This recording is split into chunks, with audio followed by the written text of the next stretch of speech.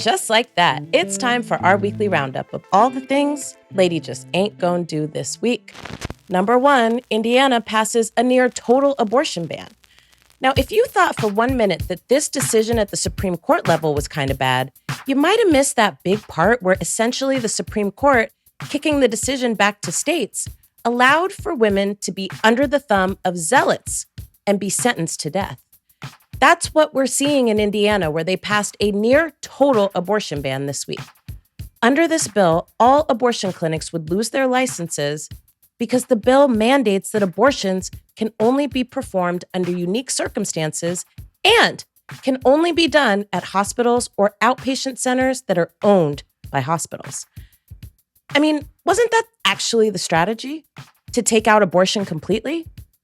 It's not at all ironic that they targeted abortion clinics, which is how, this really isn't even about abortion.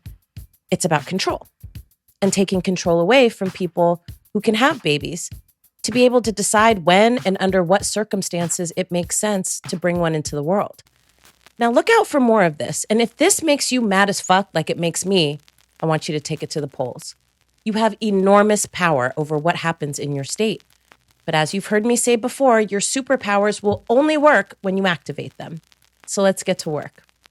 And here's what we want more of this week. It is completely possible, though perhaps not plausible, that Donald J. Trump could be headed to jail.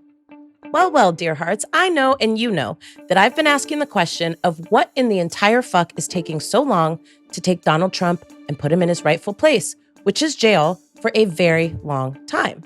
And a long time out.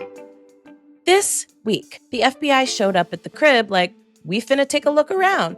And we are gagging, honey, because suddenly all those extremists who were like, refund the police, are suddenly like, defund the police. And in history, you will always find a time when people who are on the wrong side end up on the right side by accident because really they don't have a side. And they're really not true to this, any of it. But B, if you take out their dumbass leader, who else is going to be the dumbass supreme? He's been taking L's for all these idiots, honey. In any case, the pressure is on, and while Lady is still super cynical that anything at all is actually going to come of this, it certainly makes for good political theater. A+ for effort, in my opinion. Other things Lady loves this week, Inflation Reduction Act passes, which is good news perhaps for November. Okay, so. Like you, when I heard Congress passed a bill on inflation, I was like, where did this come from? So let me take a few seconds and break it down. So basically, this bill is like a scaled down version of what folks were trying to pass last year. That Build Back Better thing. There's a lot in here that seems like it's going to be good. For example, an extension of the expanded version of the Affordable Care Act for the next 3 years, a cap on insulin prices, millions of dollars for environmental justice, block grants. I mean, literally, they use the words environmental justice that will be used for things like air monitoring in communities that are near toxic sites, and money for the implementation of plans to help protect frontline communities. There's also stuff in here that allows for the negotiation of cheaper prices for prescription drugs that people depend on to survive, tax credits and incentives for clean energy production, and a lot more. Now, the jury's out on whether or not this bill will actually do anything at all about inflation. I mean, there's a lot of language in there about deficit reduction and whatnot that is basically above my pay grade for this week, okay? Oh, and how could I forget? This bill would tax corporations that bring in over $1 billion a year at a rate of 15%. This is very significant, especially when you bring it into the language of, what has the Biden administration or Congress done for you lately? And believe me, honey, voters definitely need to know and hear all of that before November. Even Joe Manchin and Kyrsten Sinema got on board. Sinema, of course, because she finna lose her job, but that's another conversation for another day.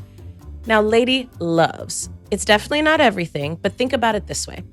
If you're like constipated and your stomach hurts and all you can really think about is taking a shit, and then you get a little bit of movement, that's relief you can feel, and it matters.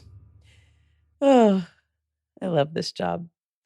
Other things Lady loves this week. Turns out you can't just make shit up, at least according to this jury. Now, this week, a jury awarded parents of a child that was murdered in the Sandy Hook massacre a whopping $49 million from Alex Jones, who's like a notorious conspiracy theorist who spread the lie on his massive-ass platform that Sandy Hook itself was an inside job. Basically, he called the shit a hoax. I don't know, child. It's like, I feel like we're in the end of days. But anyways, apparently, this clown was a part of the January 6th insurrection too. And so when his lawyers mistakenly, in air quotes, sent a whole damn batch of his text messages to the plaintiff's lawyer, where this clown admits that he not only knew that Sandy Hook was real, but also where he's allegedly involved in some of the planning of the attempted coup on the United States government. So guess what else happened? The DOJ took an interest, and it looks like they finna be looking at those text messages too. I mean, long story short, he's in for a long ride. And the overall message here, God is good all the time. Other things Lady loves this week, the Department of Justice is on a roll.